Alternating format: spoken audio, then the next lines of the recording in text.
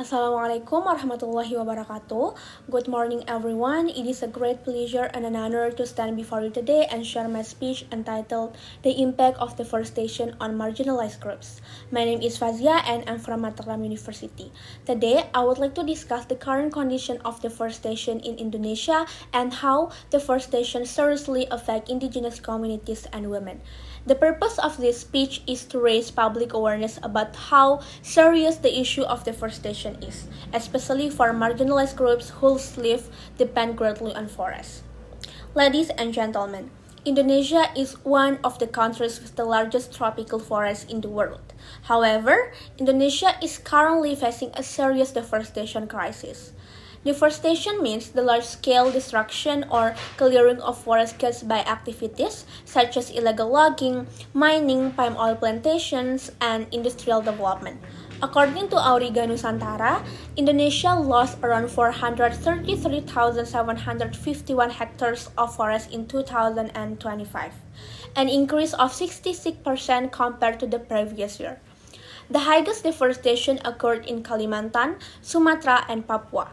Deforestation has caused floods, forest fires, climate change, air pollution, and loss of wildlife habitats. Forest fires in Indonesia have also affected millions of people through smoke pollution and respiratory diseases. Unfortunately, among all people affected by deforestation, marginalized groups suffer the most. Marginalized groups are communities that are socially, economically, or politically disadvantaged. They often have limited access to resources, protection, education, and the decision-making process. In the context of deforestation, the marginalized groups most affected are indigenous people and women. First, I would like to discuss indigenous communities. For indigenous people, forests are not merely a collection of trees. Forests are their sources of life. They depend on forests for food, medicine, clean water, shelter, and cultural traditions. Forests are also deeply connected to their identity, spirituality, and ancestral heritage. Many indigenous communities have protected forests for generations through traditional knowledge and sustainable living practice. For example, some indigenous communities in Indonesia use customary laws to protect forests. They only cut trees when necessary and plant new trees afterward. Certain forest areas are considered sacred, so nobody is allowed to damage them. The Dayak people in Kalimantan, for instance, traditionally practice sustainable farming and forest management. Meanwhile, the Baduy community in Banten strongly protects their forests and prohibit excessive exploitation of nature. They believe that humans must live in balance with the environment. Because of this traditional practice, forests managed by indigenous communities are often better preserved than forests controlled by the industries. Unfortunately, when deforestation happens, indigenous communities lose almost everything. They lose their land, their livelihood, their traditional knowledge, and sometimes even their cultural identity. Many indigenous people are forced to leave their ancestral territories because forests are taken over by corporation or industrial projects. Land conflicts between indigenous communities and companies have become increasingly common in Indonesia.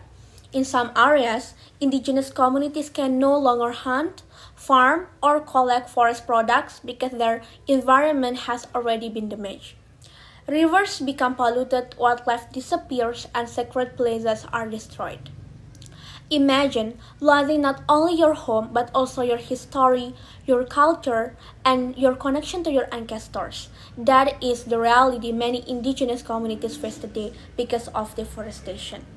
Ladies and gentlemen, deforestation also has a serious impact on women. In many rural and indigenous communities, women are responsible for collecting water, gathering firewood, preparing food, and taking care of their families. Their daily lives are closely connected to natural resources from the forest. When forests disappear, women must walk farther to find water and wood. This increases their physical burden and reduces their time for education, work, or rest. Deforestation also increases poverty and economic instability. When families lose income and resources, women and girls are often the most vulnerable. In many cases, environmental destruction contributes to child marriage. Why does this happen? When families experience economic hardship caused by deforestation, some parents decide to marry off their daughter at a young age to reduce financial pressure. Girls may also drop out of school because education becomes unaffordable or inaccessible. As a result, deforestation does not only destroy forests, it can also destroy children's futures. In addition, women are more vulnerable to health problems caused by forest fires and pollution. Smoke from forest fires can cause respiratory diseases, especially among mothers and children. Ladies and gentlemen, deforestation is not only an environmental problem, it is also a social and humanitarian problem. Therefore, we must take action by protecting forests and raising awareness about environmental issues. In conclusion, protecting forests means protecting humanity itself.